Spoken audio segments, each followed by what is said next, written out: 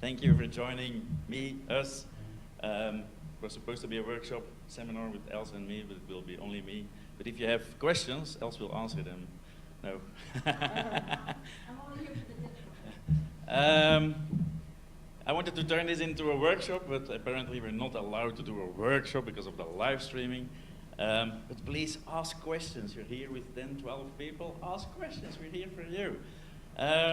My seminar will be about after the click, what happens after the click, how to turn those visitors into customers. There will be several parts, and the first part is a quiz. So I will show you two examples of a page. I'm going to ask you, what do you think delivered more sales? It's a product detail page on a website that sells high-end monitors, screens, projectors for financial, health industries and stuff like that. So this is the first version where you have a page, and right on top of the page, even before you see what's it about, there's a button saying get a quote. And then at the end of the page, and probably everybody is fallen asleep, there's another button saying get a quote. The variations, similar page. You see the difference? There's a button on the right-hand side, and it's always visible. So whenever you scroll, the button is always there. So in every moment on the page, you can ask a quote. What do you think delivered more sales?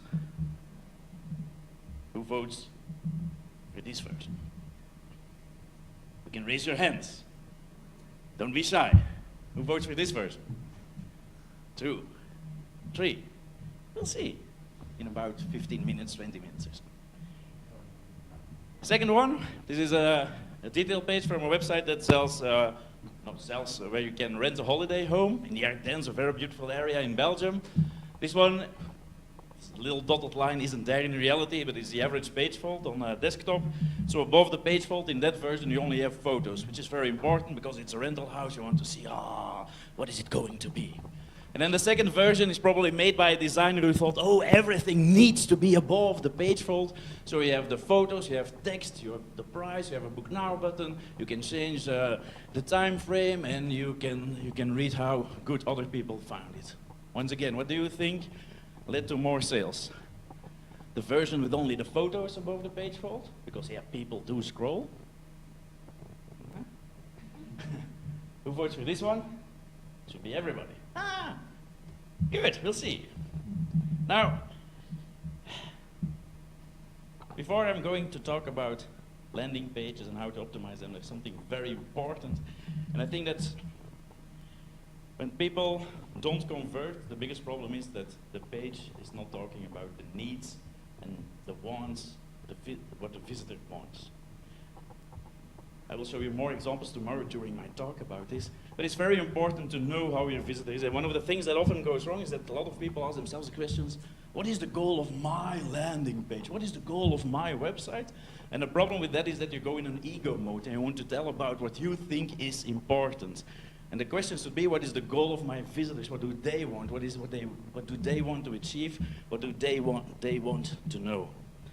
And this is an example of the Koenig. It's a manufacturer of windows, doors, and terraces. And typically, they tell about themselves. This is our new product. We are the first in the world to use this technology. It's about them and them and them. And but I'm not a specialist in doors, windows, and terraces. And one of the things we often do as usability people is just ask the visitors. Not with a survey with 10 questions, but we have a survey with 1 question. And the question is, what is the purpose of your visit to our website today? What do you want to know? And apparently on this website, a lot of people was like, what are your offerings? What kind of doors do you have? What kind of terraces do you have? But more important, about 37% of all answers was about this button. People were asking, where can I buy this? But even more important, where can I see this? Is there a showroom near me? What is the nearest showroom? And instead of this little button, find your dealer, we introduced the dealer searcher on the home page. I'm looking for a dealer. And that resulted in 23 times more people using the dealer locator. And of course, we also get rid of the product details and we just have the product categories. This is windows, terraces, and stuff like that. So people could easily find what